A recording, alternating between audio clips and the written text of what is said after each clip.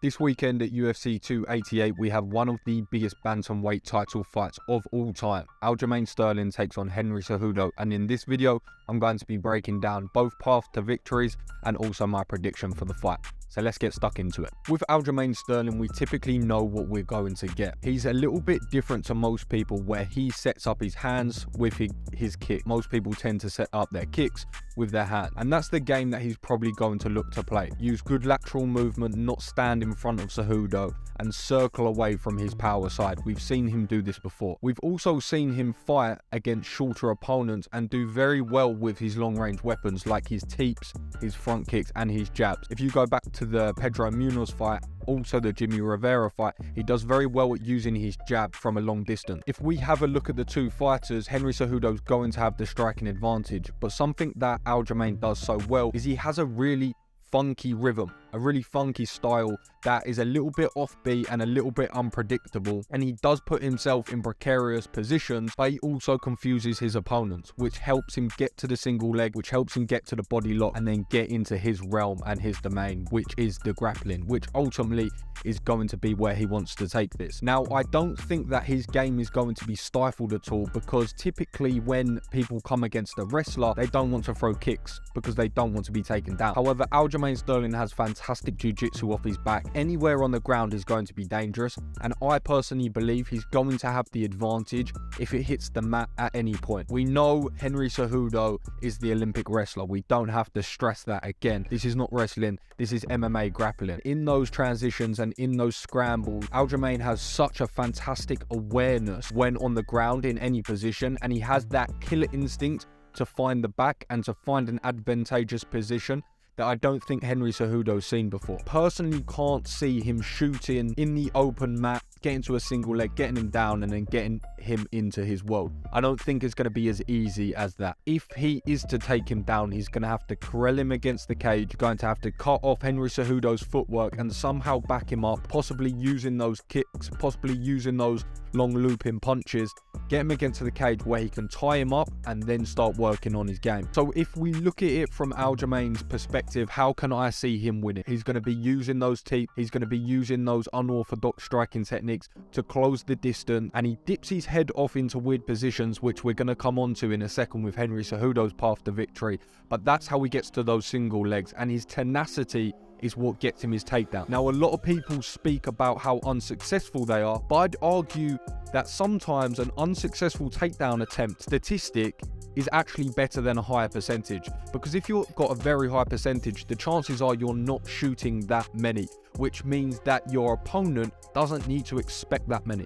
But the thing with Aljamain, he changes his level so much, he threatens the takedown so much, that always has to be in your head. And I don't think Henry Cejudo's going to want to wrestle for 25 minutes or grapple for 25 minutes, especially after a 3-year-long layoff. Nothing is going to get the lungs burning more than a grappling sequences for 25 minutes, where Aljamain has done this very consistently over the last few years, even though that is Henry's domain. So how I see this playing out potentially for him, getting him down in the third up against the cage, tripping, and just taking that leg away from him, tying him up in that clinch position, and then possibly finding his back. I don't think he's going to be able to submit Henry with a rear naked choke, just because I know his defense and his preparation is most likely going to be on point. He's got a very short neck, and it's going to be difficult to submit him. Can I see a world in where he can flatten him out and just land enough shots unanswered for the referee to stop in, even if he's not that hurt and compromised? I can. I think it's going to be in a third round TKO, flatten him out, belly down, landing punches, a little bit like what we saw against TJ Dillashaw. This brings us on to Henry Cejudo. We know a couple of things about him. His credentials as a competitor, Olympic gold wrestler, and also the fact that he is a very, very strategic mind in the sport, which is going to play into this. He's going to be the smaller athlete, and he's also going to have the reach disadvantage. So what does this mean for him? This means that he's going to need to close the distance on Aljamain Sterling, but he has to be be careful how he does. Typically, we see Henry, he stays at range,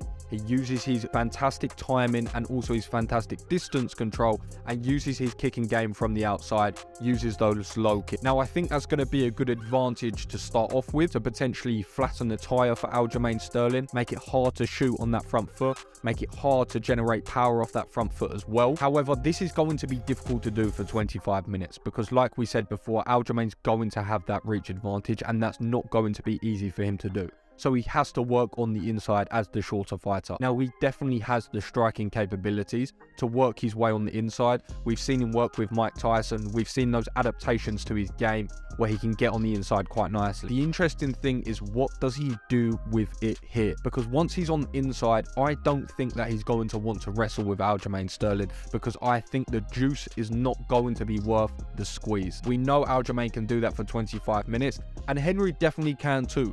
But is it going to be worth the energy expenditure? I don't think so. So for me, the path to victory for Henry, no middle ground. It's either one or the other, but he has to be quick in the pocket. If he spends too much time there and gives Aljamain too much license to grapple him or clinch him or get his hands on him in any way, it's going to be inevitable that he gets Henry down at some point, just due to his ability to cling on and find position and also drag him down to the mat with his strength. So going to have to time Aljamain Sterling's entries as best as he can. The thing that Aljamain Sterling is definitely going to give you is opportunity. With his funky style comes deficiencies in his defense. His defense, while standing up with the hands, is typically very good, and he can be very evasive and has pretty underrated footwork and moves out of danger pretty well. However, what he does do is he pairs his takedowns with his hands, which is good, but he dips his head off to one side quite aggressively. We've seen Dominic Cruz do a similar thing. Funnily enough, someone who was the first person to take advantage of that was Henry Cejudo, and we saw the way he finished Dominic Cruz, and it was timing that entry from Dom and that head just coming off to the one side and timing that knee. We also saw that very recently with Dom Cruz and Chito Vera, where he dipped his head off and he found his high kick on the exit. Now, I think this is something Henry can find against Aljamain Sterling. Going to have to find the knockout, whether it's with the hands or whether it's with the feet. And I think his best path to victory is finding it on that timing. Whether that's an uppercut, whether that's a knee, or whether that's a kick on the way through, it's going to be his best way to find that finish against Aljamain Sterling. And we've seen it happen before against Marlon Moraes. Now, that was a very long time ago, and yes, Aljamain came into that fight quite complacent. Those tendencies are still there. Those habits are still there. And that's also what makes him so good, is you don't know what's coming, the hands or the takedown or the single leg. And next thing you know, he's on your leg, he's chewing it up, and he's taking you to the floor and taking your back. But in 25 minutes, you know there's going to be a lot of shots from Aljamain Sterling, and this is definitely where Henry Cejudo can find a finish. That knee on the way in, anything up the middle. He needs to be feinting consistently from the first minute of the bell to the last. If it gets there,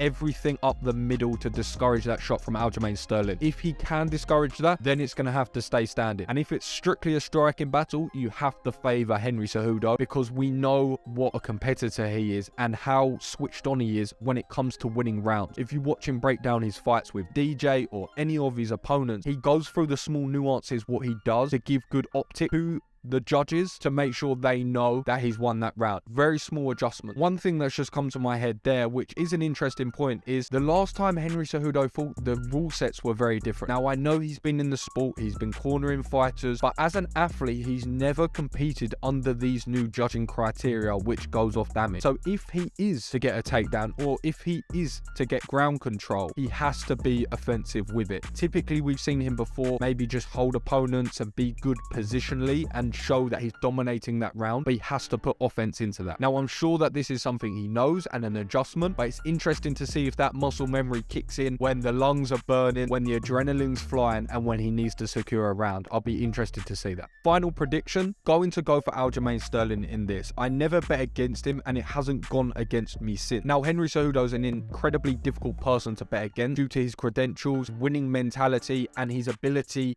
in every range of this fight. He can grapple, he can strike, he has the heavier knockout power, and he probably has more tools to victory on paper. However, there's just something about Aljamain Sterling where I feel like Henry Cejudo is underestimating him.